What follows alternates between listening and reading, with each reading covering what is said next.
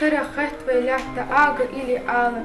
Бермо дёгыш гува ляхта нана орцояла. Это стихотворение поэт, драматург, баснописец, переводчик и публицист Саид Чахкиев посвятил самому дорогому человеку, своей матери. Он писал так, что дух захватывало, в каждую строчку вкладывал душу. Наверное, поэтому и нет равнодушных к его творчеству. Выставка в музее скорее погружение в творческую деятельность ингушского классика. Здесь представлены его многочисленные награды, грамоты, дипломы, очерки и фотографии из семейного архива. Замечательный писатель, поэт, драматург. За все, чтобы он не брался, все вот выходило на высшем уровне.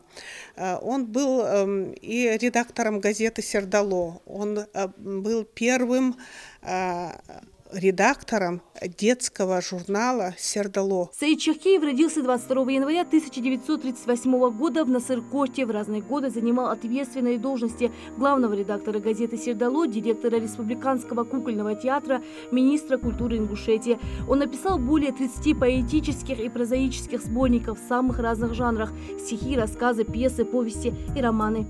Самая первая книга, которая вышла под авторством Саида Чахкиева, является роман «Золотые столбы». Его писатель написал, будучи студентом Ленинградского института. Писатель считал этот роман самым ярким в своей творческой деятельности. Саид Чахкиев описал в нем самое сложное для нашего народа время. В книге не было озлобленности, что отмечают многие писатели, хотя через что прошел наш ингушский народ, и вместе с ним был и Саид Чахкиев.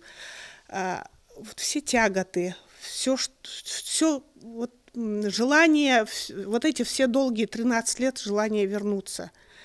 Вот это вот все передано в этой книге. И, к сожалению, период оттепели быстро прошел, и на долгие 25 лет книга легла в стол.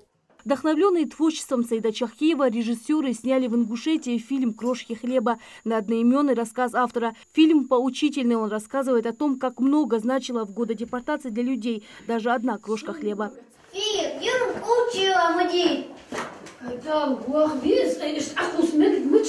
Чтобы все желающие смогли познакомиться с творчеством двоюродных братьев Саида и Башира Чахкиевых, выставка продлится еще несколько дней. Рина Цичоева, Адам Далаков, Новости 24.